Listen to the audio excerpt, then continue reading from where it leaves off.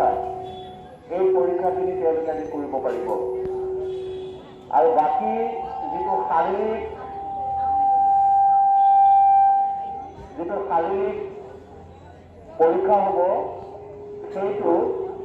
এই খেলপথাৰখনৰ পৰিৱৰ্তে আমি ক্ষীৰোদ ষ্টেডিয়ামত কৰিবলৈ সিদ্ধান্ত গ্ৰহণ কৰিছোঁ আৰু অহা 3 অক্টোবৰ তাৰিখৰ পৰা তো গাইজ ক্ষীৰোদ বৰুৱাত হ'ব ৰানিং ক্ষীৰোদ বৰুৱাত হ'ব গাইজ চেঞ্জ কৰিলে ডিচিশ্যন কনিষ্টেবলসকলৰ পৰীক্ষাটো আমি অনুষ্ঠিত কৰিম এইকেইদিন আমি পুনৰ ৰিশ্বেডিউল অৰ্থাৎ ফিল্ডখন প্ৰস্তুতি কৰিবৰ কাৰণে আমাক সময় লাগিব সেইকাৰণে 2 তাৰিখলৈকে আমি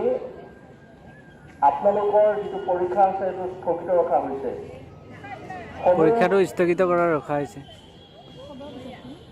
প্ৰাৰ্থী আমি পুনৰ এবাৰ জনাইছোঁ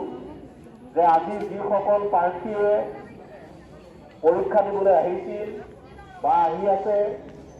তেওঁলোকৰ জোখ মাখ বা অন্যান্য ডকুমেণ্টেশ্যনৰ যিখিনি কাম সেইখিনি আজি তাৰিখত অনুষ্ঠিত হ'ব আৰু শাৰীৰিক যি পৰীক্ষা হ'ব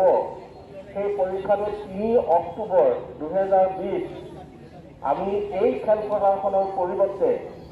ক্ষীৰোদ বৰুৱা ষ্টেডিয়াম মৰিগাঁৱত আমি কৰিবলৈ সিদ্ধান্ত গ্ৰহণ কৰিছোঁ আজি যি ঠাইত আমি এই পৰীক্ষা অনুষ্ঠিত কৰিবলৈ গৈছিলোঁ বৰষুণ আৰু বেয়া বতৰে ফিল্ডখন বিনষ্ট কৰিছে সেইকাৰণে আমি 3 তাৰিখলৈকে আমি এই অনুষ্ঠানটো পিছুৱাই দিছোঁ গতিকে আমি অভিভাৱক আৰু প্ৰাৰ্থীসকলক 3 তাৰিখে যি সময় আমি নিৰ্ধাৰণ কৰি দিছিলোঁ আজি তাৰিখত যি নিৰ্ধাৰণ সময় আছিল সেই সময়মতে 3 তাৰিখে ক্ষীৰোদ বৰুৱা ষ্টেডিয়াম মৰিগাঁৱত সকলোকে আহিবৰ কাৰণে অনুৰোধ জনাইছোঁ অন্য হাতেদি আমি যিসকল পুৰুষ প্ৰাৰ্থী আছে তেওঁলোকে এই পৰীক্ষাৰ মাজত যদি তেওঁলোকৰ একাডেমিক কাৰোবাৰ হায়াৰ ছেকেণ্ডেৰী কাৰোবাৰ ডিগ্ৰী কাৰোবাৰ MA এনেকুৱা বা কিবা টেকনিকেল এডুকেশ্যনৰ যদি পৰীক্ষা আছে তেওঁলোকে